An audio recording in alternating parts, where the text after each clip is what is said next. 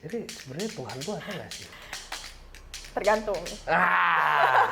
Gimana nih? Ayo kita diskusi filsafat nih, Bos. Kalau menurut aku ada, aku percaya kalau misalnya Tuhan tuh ada. Tapi berdasarkan apa yang udah aku pelajari selama 7 semester tambah 1 semester itu tuh, filsafat itu sendiri tuh dia tuh mau nunjukin berbagai perspektif gitu loh. Karena kan tiap orang tuh punya, walaupun ya kita semua tuh dikasih otak, dikasih akal sama Tuhan, tapi cara masing-masing individu berpikir tuh beda-beda kan. Yang mana itu tuh nimbulin perspektif-perspektif dari berbagai macam sisi, yang mana ada yang bilang kalau Tuhan tuh seperti ini, Tuhan itu A, B, C, D, dan jadinya makanya kalau di filsafat sendiri nggak cuma soal Tuhan, tapi secara general nggak ada gitu jawaban yang hitam atau putih, tapi lebih ke abu-abu.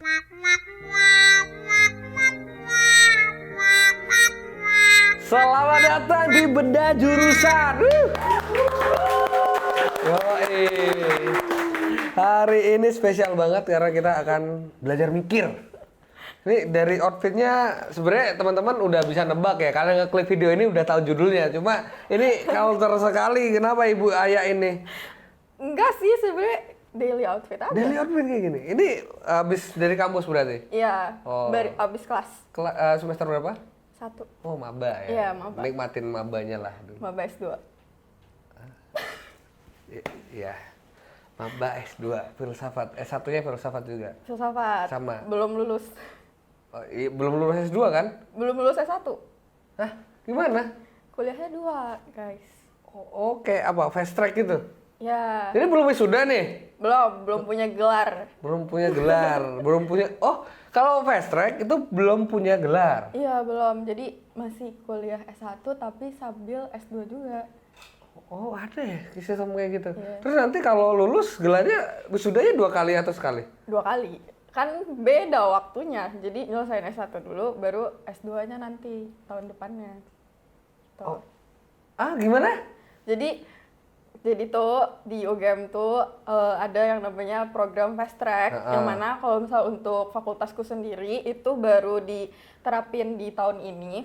Nah, fast track ini sendiri tuh jadi kita mahasiswa yang syaratnya tuh minimal semester 7. Dia itu jadi kita tuh kuliah semester 7 tapi sekalian sama semester 1 di S2.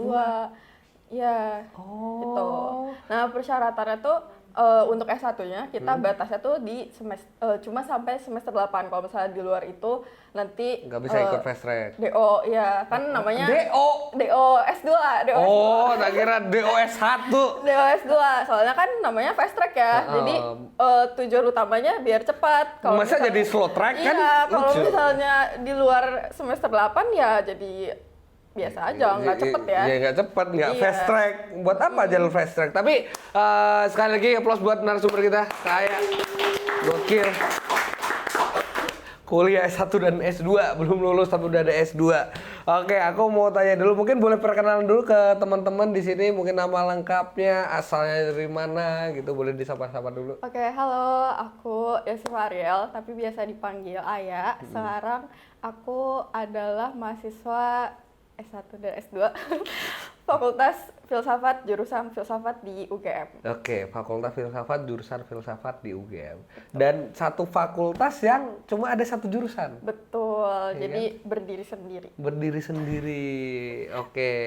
Emang kayak gitu ya? Suka ya anak filsafat tuh emang sendiri, menyendiri, Iya. merenung gitu ya? Emang so edgy aja gitu. So edgy aja gitu. Terus merenungnya gini nggak?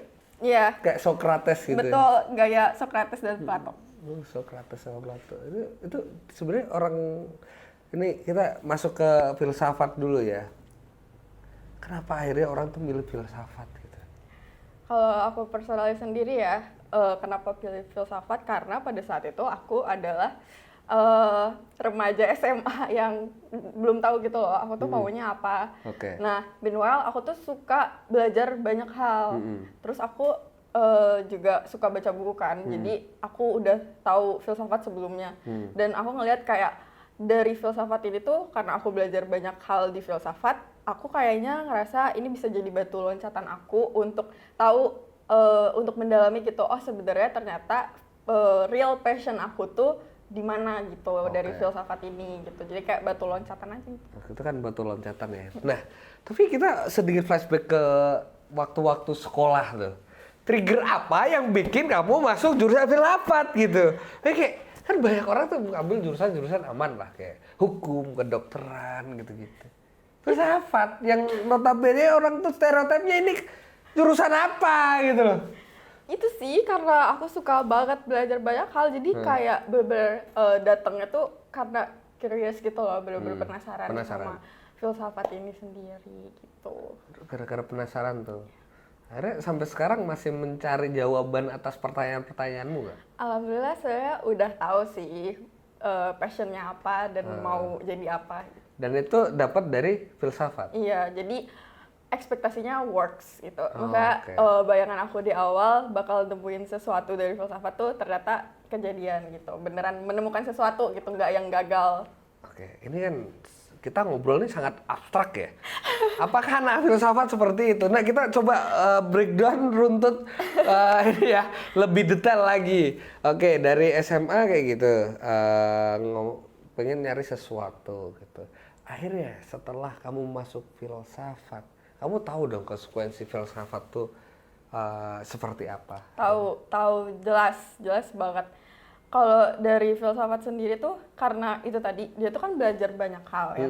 Nah, makanya sebenarnya ini pros cons juga sih. Jadi kelebihannya tuh karena dia belajar banyak hal, dia fleksibel untuk masuk ke berbagai ranah gitu.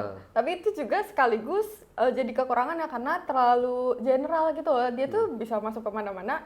Sedangkan kalau dibandingin sama jurusan lain kan dia tuh lebih advance di satu bidang gitu loh. Jadinya kalau misalnya ngomongin terkait kayak persaingan yang kayak gitu, kita jadinya harus work harder karena saingan kita orang-orang yang emang advance di bidang tertentu gitu loh, sedangkan kita lebih general gitu.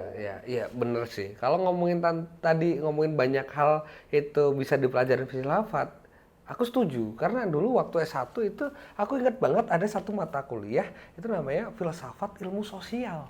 Iya. Itu ada. Terus kalau di UGM tuh wajib untuk ngambil mata kuliah filsafat yang nanti kita studi di Fakultas Filsafat juga gitu. Iya, MKWK. MKWK, mata ya. kuliah wajib. Ya. K-nya apa ya? Ya itu ya, Kak, ya WK gitu. Ada waktu itu kayak kalau nggak salah Pancasila sama agama. Nah, ini ngomongin agama nih, diskusi menarik gitu. Filsafat Pancasila dan filsafat agama. Filsafat Pancasila dan filsafat agama gitu. Ini kenapa orang harus belajar filsafat gitu loh? Ya. Kalau menurut aku kenapa orang-orang tuh harus belajar filsafat karena di filsafat tuh kita belajar untuk mengkritisi sesuatu gitu loh. Jadi itu tuh ngebantu kita sebagai manusia, apalagi sekarang nih ya. Zaman sekarang kan informasi tuh bener-bener cepet banget masuknya, entah itu dari gadget atau dari perseorangan. Nah, di situ kita tuh perlu filsafat untuk mengkritisi sesuatu, jadi kita nggak segampang itu untuk menerima informasi gitu loh. Jadi kita nggak bisa ngelindungin diri kita untuk nggak kemakan hoax dan sebagainya. Karena dilatih cara kita berpikir ya. Iya betul. Artinya mengkritisi sesuatu. Ini ada alasannya kenapa aku pakai baju hari ini gitu. Jadi sebenarnya Tuhan tuh ada nggak sih? Ya. Tergantung. Gimana nih? Ayo kita diskusi filsafat nih bos. Let's go bos. Gimana tuh? Kalau menurut aku ada. Aku percaya kalau misalnya Tuhan tuh ada. Tapi berdasarkan apa yang udah aku pelajari selama 7 semester tambah 1 semester itu tuh di filsafat itu sendiri tuh dia tuh mau nunjukin berbagai perspektif gitu loh. Karena kan tiap orang tuh punya walaupun ya kita semua tuh dikasih otak, dikasih akal sama Tuhan, tapi cara masing-masing individu berpikir tuh beda-beda kan. Yang mana itu tuh nimbulin perspektif dari berbagai macam sisi, yang mana ada yang bilang kalau Tuhan tuh seperti ini, Tuhan itu A, B, C, D. Dan jadinya makanya kalau di filsafat sendiri nggak cuma soal Tuhan, tapi secara general gak ada gitu jawaban yang hitam atau putih, tapi lebih ke abu-abu. Makanya tergantung perspektifnya dari mana gitu. Mau dilihat dari mana? Iya. Ada atau enggak mau dilihat dari mana? Iya, betul. Tapi kalau ngomongin filsafat ya, kan stereotipnya orang bilang kayak gitu. Ah, nih masuk-masuk nanti jadi pindah agama nih, jadi murtad, jadi agnostik, jadi ini gitu. Kenapa banyak ada stereotip kayak gitu akhirnya? Itu kebanyakan tuh karena orang-orang nggak belajar filsafat sepenuhnya gitu loh. Nah, padahal sebenarnya hal-hal seperti itu kayak agama, Tuhan gitu tuh adalah hal sebagian kecil dari filsafat gitu loh. Filsafat kan belajar banyak hal. Nah, soal agama-agama yang kayak gitu tuh, itu tuh belajar apa sebagian kecil aja gitu dari filsafat. Sebenarnya lebih luas lagi gitu bahasan kita. Nah, kenapa orang-orang nganggep oh filsafat berarti ateis ya, murtad ya. Itu tuh mungkin karena itu tadi kita tuh sering mengkritisi banyak hal gitu loh. Kita sering bertanya soal hal-hal seperti itu gitu. Sebenarnya Tuhan tuh ada gak sih gitu. Kalau misalnya ada, bentuknya seperti apa?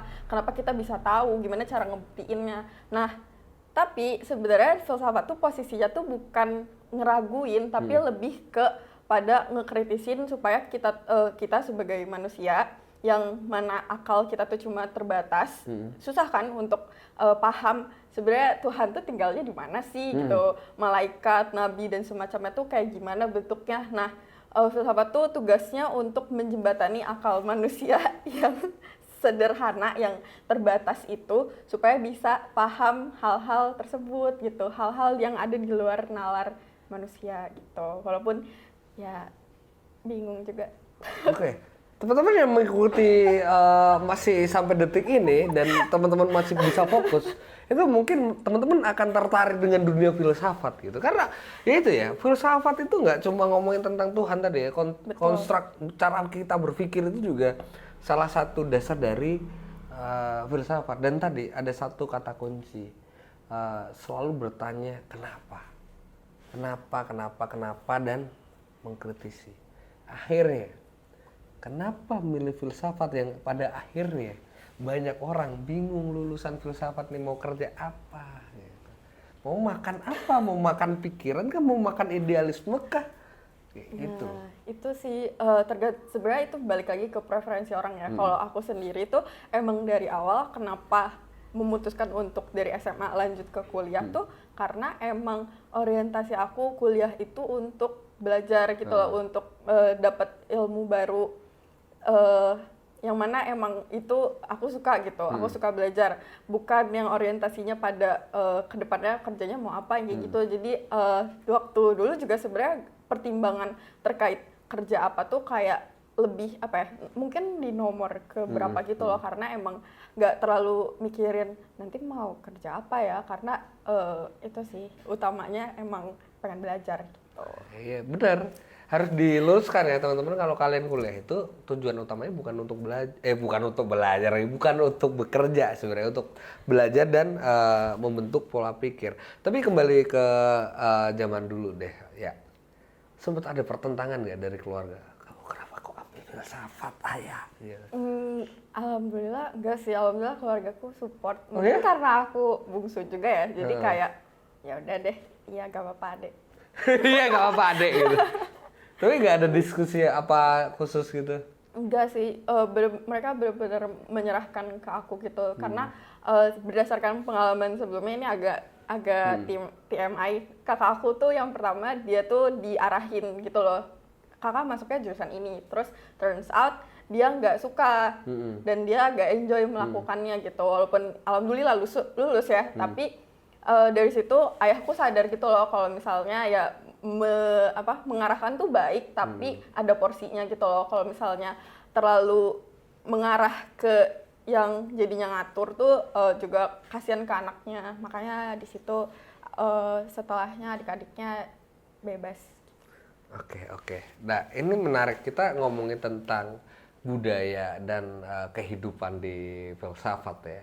Apalagi kan dekat sekali dengan, kalau kita ngomong fakultas filsafat itu dekat banget sama tempat orang nongkrong di situ. Bonbin. Bonbin. Bonbin. Terus banyak anak-anak soshum dan banyak pergerakan terjadi di situ gitu. Nah, akhirnya ini kalau ngomongin nih dari kamu pernah dengar sendiri atau pernah lihat sendiri gak kayak stereotip dari tetanggamu mungkin dari FEB kan beda banget tuh dari hukum, psikologi, FIB, Visipol gitu. Sering Itu banget. gimana stereotip ke anak Kalau filsafat? kayak kalau misalnya anak-anak keluar UGM pasti ya stereotipnya terkait yang murtad, ateis segala macam gitu ya. Tapi kalau misalnya anak-anak UGM tuh karena mungkin mereka satu lingkungan sama kita, mereka tuh sering nanya kayak kalian mandi gak sih gitu. Kenapa ditanyain kalian mandi gak sih? Gak tau ya, mungkin karena itu kayak most of all tuh mereka berdandanan emang bener-bener sesuai kesukaan mereka gitu. Terus kadang referensi mereka mungkin sama kan, kayak misalnya lebih ke apa ya istilahnya punk rock yang kayak gitu, yang mana mungkin jadinya kelihatannya kayak gak rapih gitu kan. Kalau misalnya FEB, psikologi itu kan kayak kemeja berkerah, terus celananya rapi, pokoknya segalanya rapi gitu. Kalau misalnya di filsafat tuh emang gak ada yang kayak aturan, sebenarnya ada aturan yang ketat, tapi dalam praktiknya tuh kita tuh gak yang dikekang banget gitu loh sama fakultas. Kayak jadi kita bebas aja gitu untuk berpakaian seperti apa. Jadi mungkin karena itu ya. Ya, karena setiap orang melakukan sesuatu pasti ada alasannya gitu. Nah, aku tuh pernah lihat sih di zamanku, nggak tahu di zaman sekarang masih ada nggak ya. Temenku tuh kuliah singletan, sandal jepit, celana pendek masih ada nggak gitu? Kalau singlet tuh kayaknya enggak deh ya, itu agak too much ya. Kalau misalnya sendal itu masih ada, tapi kita juga nyesuaiin dosennya karena ada dosen yang emang nggak suka kalau misalnya lihat mahasiswanya pakai sendal, tapi ada juga yang santai gitu. Terus mungkin karena anak-anak filsafat tuh udah menganggap fakultas filsafat sebagai rumah kedua ya, kayaknya ya. Jadi mereka merasa sangat nyaman, terus ya udah berpakaiannya Ya udah selayaknya di rumah. nyaman gitu. aja gitu. Oke, ngomongin tentang lingkungan belajar gitu. Tadi disinggung dosennya juga. Kita mungkin berangkat dari kalau dosen tuh ngajar tuh gimana sih? Aku kepo deh sama dosen-dosen filsafat. Sebenarnya kalau dari aku sendiri ya, aku kalau ngelihat dosen filsafat selama 7 semester ini patternnya tuh mirip-mirip. Jadi mereka tuh ngajarnya tuh lebih ke persuasif gitu loh. Jadi cerita mungkin ada beberapa yang pakai PowerPoint, tapi most of all bahas teori tuh secara ya ngomong gitu, karena emang dari filsafat sendiri full teori sih, jadi makanya no wonder mereka ngajarnya emang full ngomong gitu loh. Tapi ada juga pasti diskusi-diskusi, terus kerja kelompok dan sebagainya. Oke, itu ngajarnya. Nah, kalau lingkungan belajarnya gimana tuh? Nah, kalau aku sendiri kan walaupun aku tuh udah tahu filsafat, tapi tuh aku nggak yang se-expert itu ketika aku awal masih jadi mahasiswa baru kan. Terus aku agak kaget, sebenarnya apa ya, salah juga sih kaget karena kayak ya ini UGM ya, anak-anaknya pada ambis, tapi di situ aku ngeliat kayak oh ternyata banyak banget orang yang masuk filsafat tuh udah bawa bekal sebanyak itu gitu loh. Mereka tuh juga culture-nya mereka suka sebenarnya tanpa disadari ya, tapi mereka suka kayak perbanyak baca gitu loh, kayak mereka udah baca ini, baca itu, jadi dari situ mereka tuh nge-build culture diskusi. Nah, kalau misalnya kalian tahu di filsafat juga ada UKM Kogito, dia tuh tiap Sabtu ngadain rembuk. Jadi itu nge-build culture filsafat, dan sebenarnya itu juga ngebantu kita-kita yang emang masih kurang gitu dalam filsafatnya, itu ngebantu kita untuk kayak jadinya kita nggak cuma terpaku di kelas doang dapat ilmunya, tapi di luar juga kita bisa diskusi sama teman-teman, dan mereka tuh nggak tertutup gitu loh, mereka mau ngajarin kita yang emang belum paham kayak gitu. Oke, lebih kepada tadi ya kolektif bersama dan juga saling membantu. Betul. Makanya tadi ada apa rembuk juga Rembuk, ya, iya. rembuk. Terus kayak ini nih kembali lagi ke style gitu. Apakah itu yang akan berpengaruh kepada akhirnya dulu maba kamu nggak kayak gini dong pasti. Iya, iya gak sih? Kayaknya Atau langsung kayak gini stylenya? sebenarnya ya biasa aja sih. Ini kayak gini deh. Iya. Ya biasa aja, bener kalau coba kamu main di MIPA gitu. Seru deh kayaknya. Ini jurusan Tapi apa kan ya gitu? yang penting berkerah. Tapi emang ada wajib berkerah gitu? Enggak sih. Kalau di filsafat enggak. Tapi maksudnya di fakultas lain kan kayak ada aturan Iya. harus berkerah gitu. Ini bisa kan? Oh iya Berkerah. bisa. Terus gondrong gitu? Nah, kalau gondrong itu salah satu bentuk Apa tuh? Kenapa tuh orang gondrong gitu? kayak itu salah satu bentuk kebebasan berekspresi mereka Oh, gitu loh. iya. Mereka kayak pengen menunjukkan ini ekspresi mereka gitu, makanya gondrong. Oke, nah sekarang gini deh, ya walaupun pada akhirnya nanti kamu kuliah itu tujuannya memang untuk mencari ilmu gitu kan. Tapi kan pada akhirnya hidup itu juga butuh menghidupi diri sendiri. Gitu. Kalau ditanya, ini mungkin kebeban sosial dan moral juga ya gitu. Kembali, kok dia katanya udah kuliah, apalagi tambah S2 gitu. Kok dia nggak jadi apa-apa ya? Gitu. What if? Ini kita nggak berharap itu terjadi ke Ayah ya, cuma kayak what if kayak gitu. Oh pantes nih ambil filsafat gitu.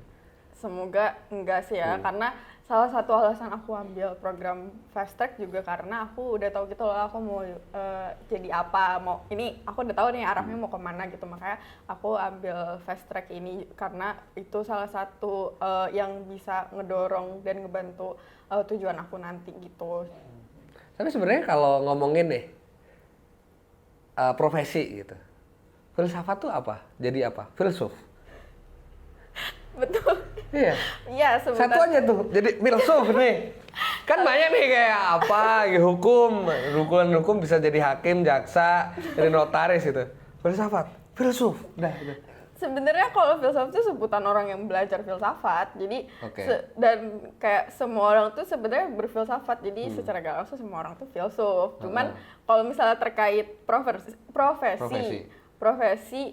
itu tuh lebih ke mungkin karena kita berkutatnya di bacaan, menulis, terus berpikir, jadi kayak profesi yang paling banyak tuh kayak misalnya jadi jurnalis, akademisi, Oke. gitu, terus ke arah riset juga, terus ya arah yang kayak gitu. Mikir lah ya pokoknya, Iya. otaknya kepake lah. Intinya anak filsafat tuh otaknya kepake. Kalau ada anak filsafat yang otaknya nggak kepake, nah itu boleh ditanyakan juga tuh. Iya, buat Kenapa? apa tuh? Gitu. Oke. Ini menarik. Akhirnya sistem belajarnya kan kayak gitu. Nah, masalah tugas-tugas nih. Apakah santai? Apakah apa gitu? Apa sistem tugasnya tuh kayak gimana?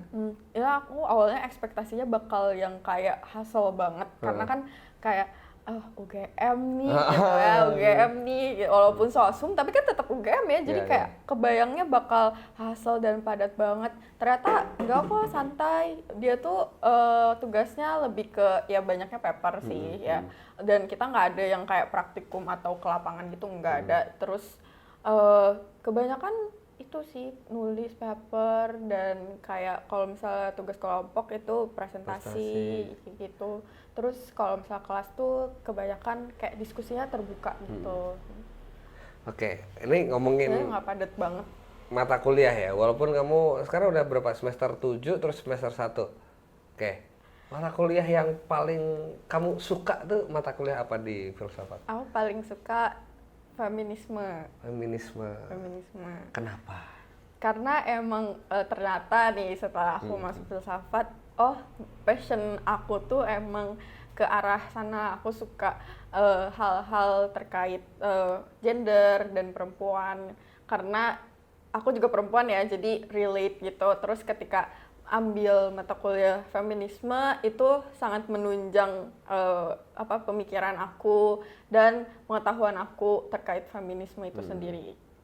Oke. Nah, itu kan yang paling disuka tuh. Yang paling dibenci. Ya nggak benci sih, kayak ini kenapa kok berat banget gitu. Ada namanya logika. Oke. Ada tuh mata kuliah namanya logika. Mata kuliahnya namanya logika. Itu bener-bener kayak, dan itu tuh di awal semester. Oke. Yang mana itu aku masih maba ya. Terus aku tiba-tiba dikasih mata Logika. kuliah logika, yang mana di situ logika tuh kayak istilahnya dia tuh matematikanya argumen gitu. Oke. Nah, jadi kalau di logika sebenarnya namanya logika, tapi kalau misalnya secara keseluruhan logika formal lah. Nah, di mata kuliah ini tuh kita tuh nggak peduli lu tuh mau ngomongin apa, mau ngomongin politik, cinta-cintaan, mie ayam dan sebagainya. Itu kita tuh nggak peduli isi argumen lu tuh apa, tapi kita lebih ngelihat ke strukturnya gimana. Misalnya nih, misalnya premis. Coba kita ambil contoh ya, apa? Mau apa? Objeknya apa? Jangan jauh-jauh deh, gini aja. Premis satunya, kalau Kak Danang itu P, maka aku Ki. Premis keduanya, Kak Danang P. Kesimpulannya? Kamu Ki. Betul. Nah, kayak Ya gitu.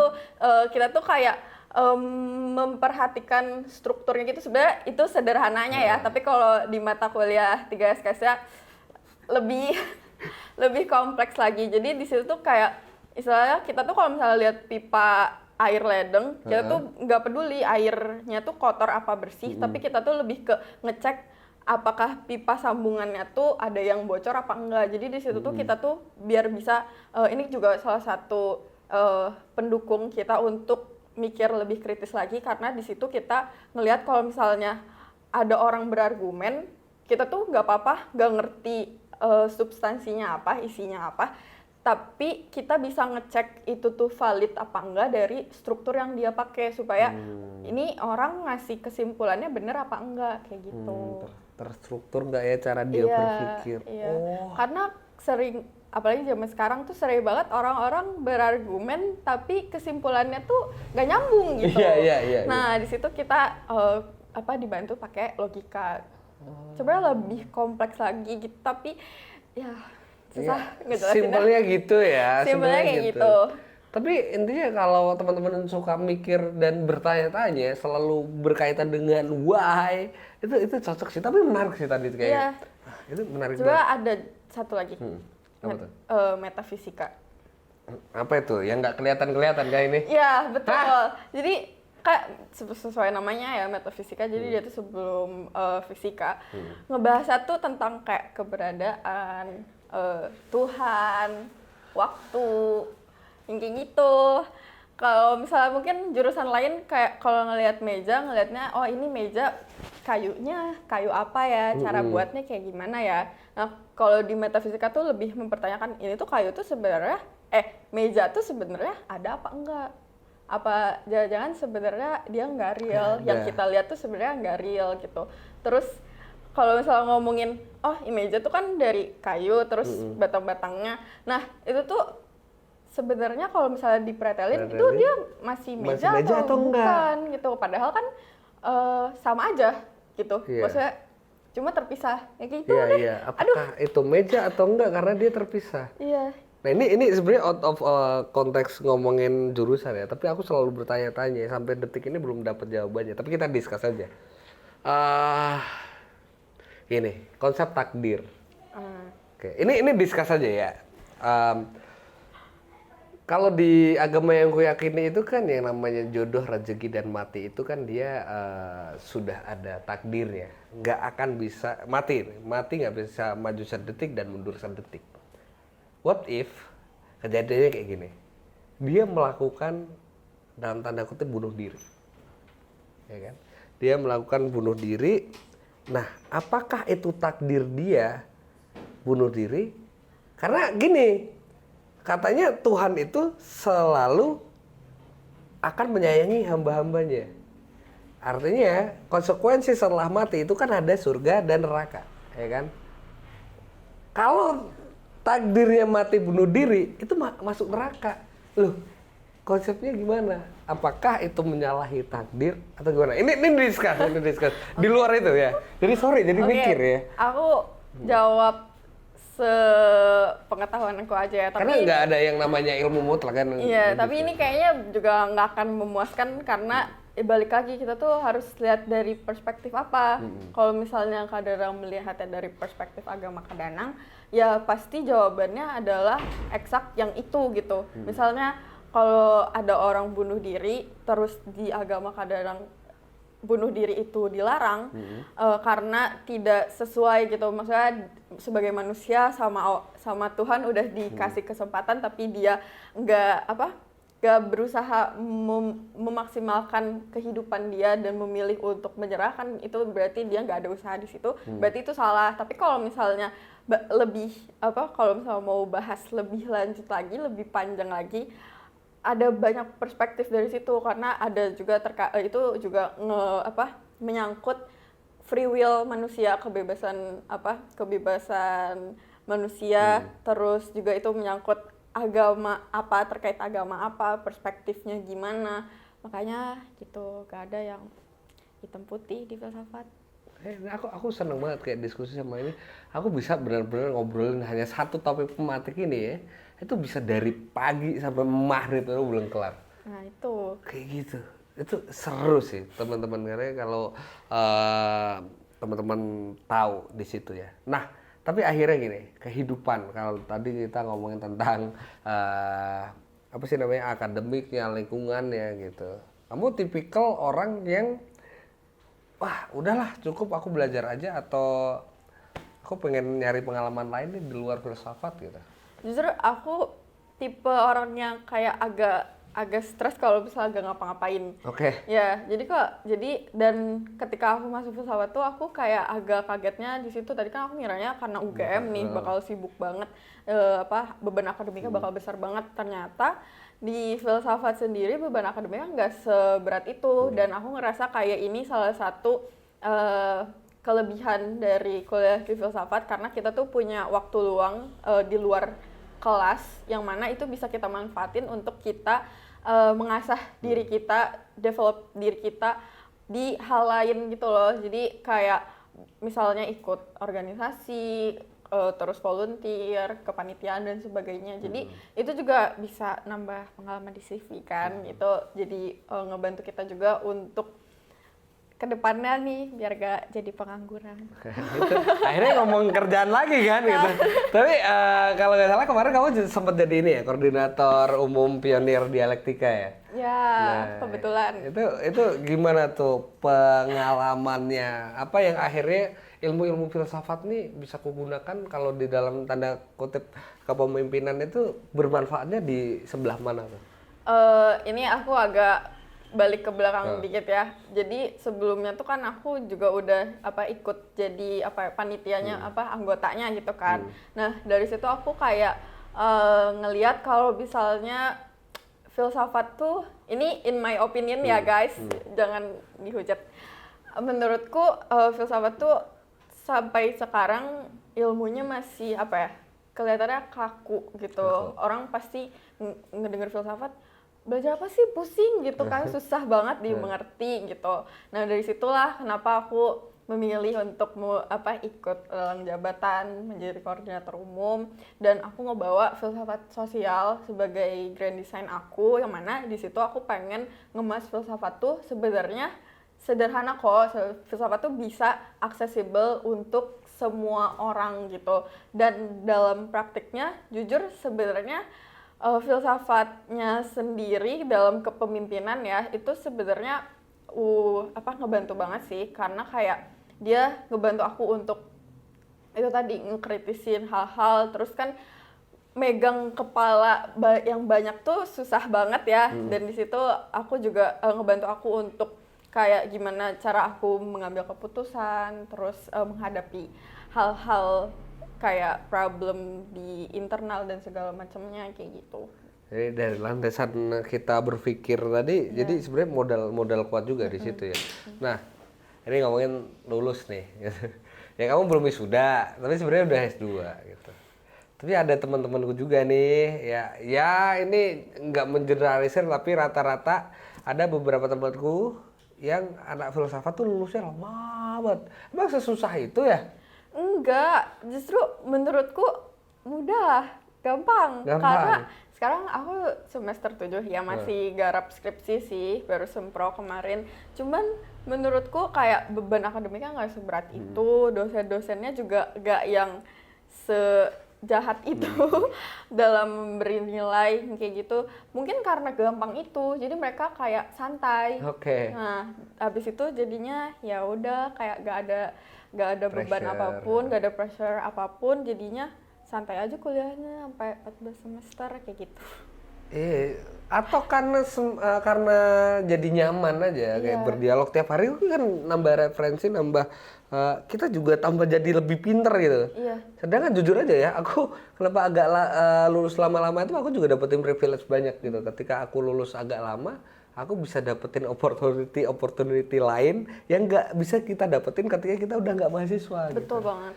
Jadi daripada aku nganggur ya aku mending di kampus gitu kan. Nah itu tapi juga duit juga sih. Tapi ngomongin duit nih, kalau nggak salah nih masuk di filsafat itu salah satu jurusan paling murah di UGM tuh bener atau nggak? Benar. Ya, walaupun sebenarnya ya aku nggak sesuai aja gitu, menyesuaikan background orang tua gitu. Tapi kalau dibandingin yang lain, kenapa kita murah? Mungkin karena kita juga gak ada IUP ya. Oh nggak ada ya? Jadi emang bener-bener apa sih namanya, kategorinya standar aja gitu. Itu range berapa sih kalau ini dari 500.000 sampai maksimal? Kayak paling mahal 8 deh. Paling mahal 8 juta.